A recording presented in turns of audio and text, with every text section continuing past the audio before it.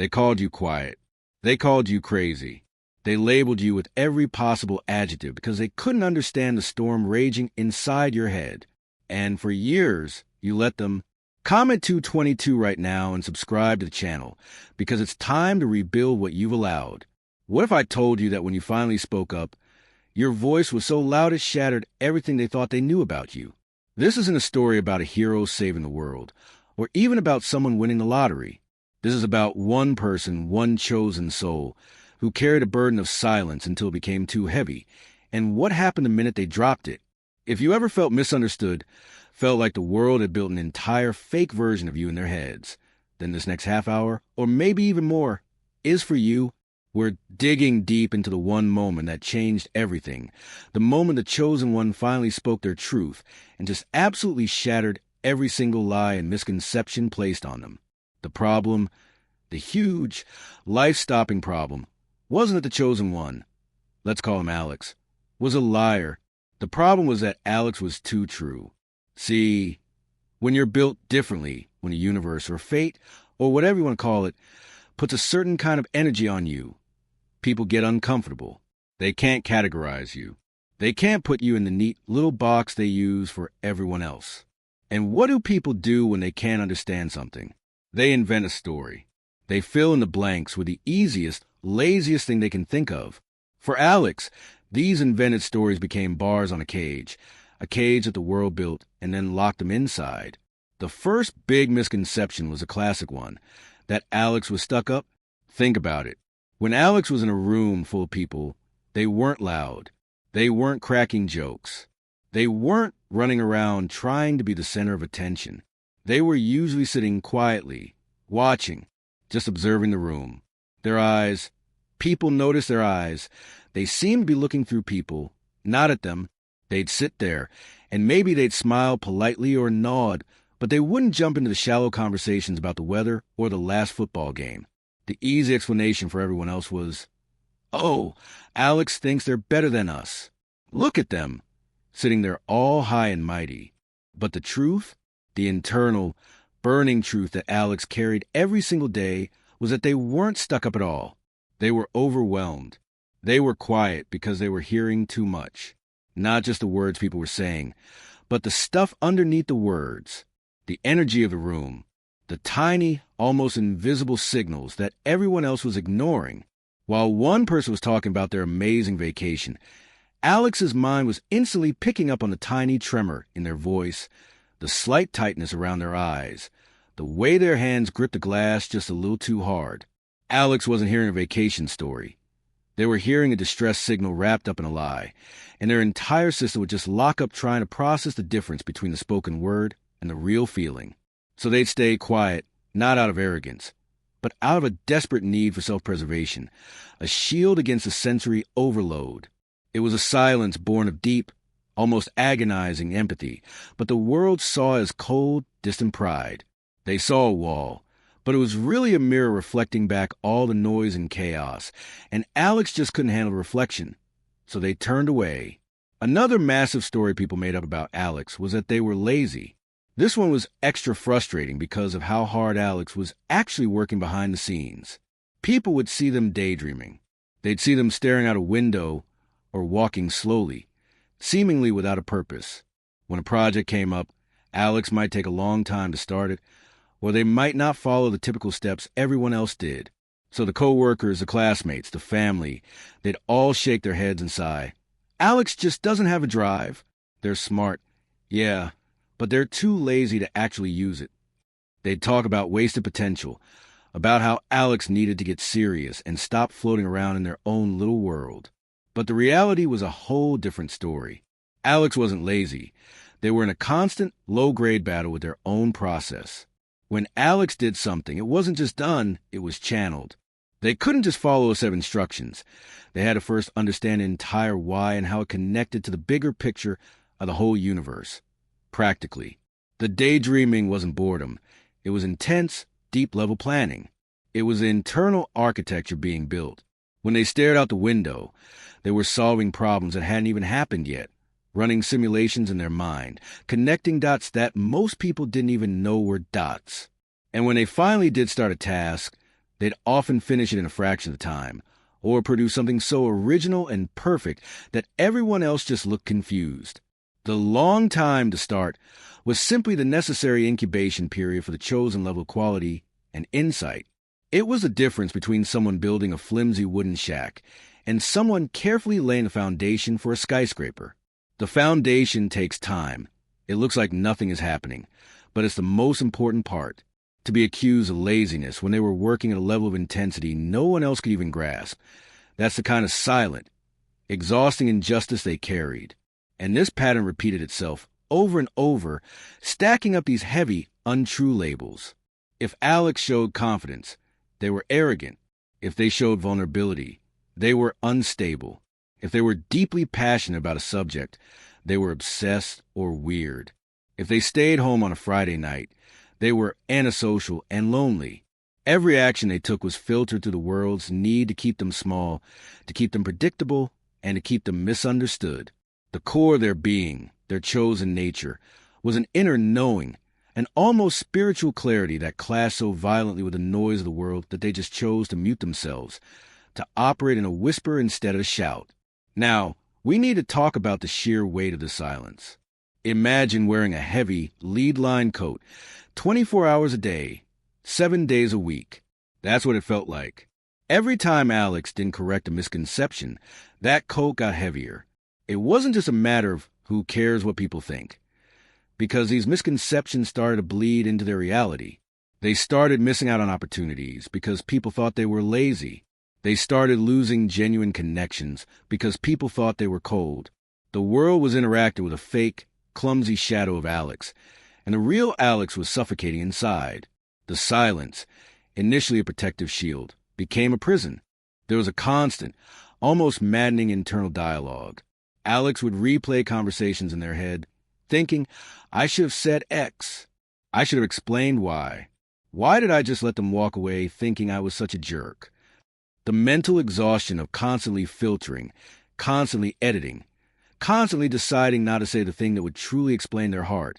It was worse than any physical labor. It drained their energy so completely that sometimes the only thing they could do was lie down and stare at the ceiling, just try to turn off the radio in their mind that played endless replays of their silent failures.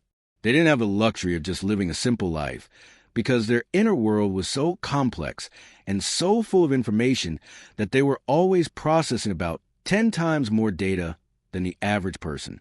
The pain of being labeled cold when their heart was actually breaking for the world, that's a special kind of agony. The feeling of being called stupid or unfocused when their mind was working on a totally different dimension of the problem. It was an insult to their very soul. But the worst part was the loneliness. Everyone was around them, but no one was with them. They were an island in a sea of small talk, and the silence became a deep, dark trench between them and everyone else. They longed for connection, but the thought of tearing down all those invented stories, all those well-established lies, was too daunting. They worried that the real Alex would be too much, too intense, too strange.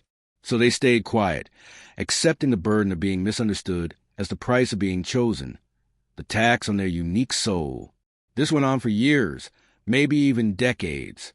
We're not talking about a quick week of being shy. We're talking about a fundamental, decades-long pattern of self-censorship. The pressure was building slowly, like water behind a massive dam. Every polite smile, every nod to a comment that was completely wrong, every moment they let a hurtful label slide by, it all added to the pressure. The dam was made of their patience, their tolerance for nonsense, and their deep, ingrained habit of putting everyone else's comfort above their own truth. And chosen ones often do this. They try to make their light smaller so it doesn't bother people who are comfortable in the dark. They apologize for their power without ever using it. They apologize for being them. But as with any dam, there's always a final crack. The tipping point for Alex wasn't a giant, dramatic event. It was actually small, almost pathetic, but it hit just right. It was a conversation with someone they truly cared about, someone whose opinion they deeply valued. This person, in a moment of frustration, threw one of the oldest misconceptions back at Alex. You just don't care, do you? You're so aloof. And in that moment, seeing the genuine hurt and misunderstanding in this person's eyes. Alex didn't just feel the familiar stab of pain. They felt the lead coat crack. They realized that their silence wasn't protecting anyone. It was actually hurting the people they love, because it was allowing a fake, mean version of Alex to be the one in the relationship. The silence was not a virtue. It was a wall of lies. That night, Alex couldn't sleep. They paced the floor. They looked at their own reflection and didn't recognize the silent, defeated person looking back. They had a physical sensation, almost like an electric current running through their body, forcing them to move. They felt the full weight of every single lie they had allowed to stand, and they made a decision. No more. Not one more second would be wasted living as the fictional character everyone else had written for them. The price of their truth could not be higher than the price of their silence. The silence was costing them their life. The decision was made, but the fear was still there, massive and choking. You have to understand, for someone who's been quiet and measured for so long, the idea of unleashing their actual voice felt like setting off a bomb. It was terrifying. They spent the next few days in a strange state of preparation, not writing a speech, but just gathering the core essence of their truth, boiling it down to its absolute, undeniable form. They realized they didn't need to argue or defend. They just needed to state the facts of their being. They needed to say, "This is who I am. Take it or leave it." The opportunity came a few days later at a small, casual gathering, the kind of environment where the misconceptions always thrived. There were about 10 people, and the conversation drifted Alex's lack of focus on a recent collaborative project. It was the same old, tired conversation, the same eye rolls, the same assumptions. Someone said with a dismissive wave of their hand, "Well, if Alex would just get their head out of clouds, we'd be done already." Everyone laughed, a small, cruel, thoughtless sound. And that was the final drop. Alex took a deep breath. They didn't jump up or shout. They just slowly, deliberately put their drink down on the table, and the tiny clink sound was, in that moment, the loudest sound in the world. They looked directly at the person who had made the comment, and the look wasn't angry, it was just purely, intensely seeing. And then the chosen one spoke. The words didn't come out in a practiced speech. They came out like a calm, cold wind, straight and true. They didn't say, "You're wrong." They said, "I need to tell you what's actually happening, because you keep talking to a person who doesn't exist." The room went silent, but not the nervous silence of an argument. It was a stunned, frozen silence. Alex started by tackling the aloof/stuck-up label. "When I'm quiet in a room," they said, their voice steady, "I'm not ignoring you. I'm actually hearing you more clearly than you're hearing yourselves. I'm seeing the fear in your eyes when you laugh, the tension in your shoulders when you talk about money, the way you pull back from one another. I don't join the surface-level talk because my mind is busy processing the truth underneath, and I am trying desperately hard not to interrupt you and tell you what's really going on in your own life, because I know it would upset you." They paused, letting that sit. It wasn't an excuse. It was an explanation of their reality, their super sense that they had been hiding. Then they moved to the lazy/unfocused one. "That project," Alex continued, still looking around the room, making eye contact with every single person. "You think I was slow to start? You're right. I was slow to start because I was calculating the 3 ways that original plan would fail, and I was quietly designing the 4th, better way that didn't involve me wasting weeks of my time. I didn't just want to do the project. I wanted to do it right. And for me, that requires stillness, not busy work. My stillness is my busiest moment. My head in the clouds is where the real work happens. I don't work the way you do because my purpose isn't the same as yours. I don't just solve problems. I redesign the entire system that caused the problem." They went on, hitting every major misconception, not with anger, but with a simple, clinical dissection of the truth.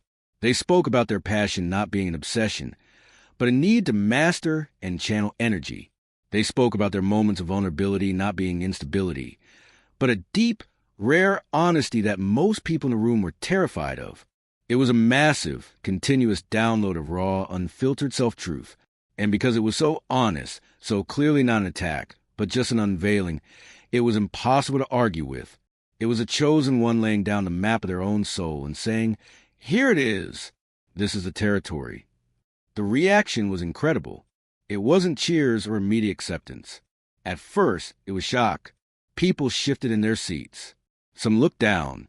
They were suddenly faced with the fact that they had been completely, fundamentally wrong about a human being they thought they knew. They had spent years simplifying a masterpiece into a doodle. The moment Alex stopped speaking, the atmosphere in the room felt physically lighter, like a dense fog had been suddenly burned away by a bright, blinding light. The truth itself acted as a cleansing force. The misconceptions, the lies, didn't just disappear. They were shattered. The people in the room couldn't use those old labels anymore because Alex had provided a better, deeper, more complex explanation. They couldn't call Alex aloof because they now knew the painful, exhausting reason for silence. They couldn't call Alex lazy because they now understood the internal depth of the preparation. The shadow person they had been interacting with vanished, and the real, powerful, and intensely complex chosen one was finally standing in its place. This is the key takeaway, the core of the story. Your truth is not a defense. It is a structure. When you speak it, you're not just correcting people. You are building a new reality, one that is solid and real, where the old, flimsy misconceptions cannot stand. Alex's moment of speaking up wasn't just about them. It was about giving everyone else in the room a chance to see a higher standard of humanity, a chance to stop judging and start seeing. It forced them to grow up, to stop relying on easy labels, and to acknowledge a profound mystery that is every human being, especially one who carries a chosen destiny. The world changed for Alex in that moment, but more importantly, the world in that room changed because of Alex. It all started with one clear, honest voice, finally breaking a lifelong silence, and the ripple effect went out and smashed every single lie into tiny, unrecallable pieces. If this story hit you, if you feel the same weight of all those false labels, then you know what the next step is. You're holding the key to your own reality. Make sure you subscribe right now so you don't miss the next video.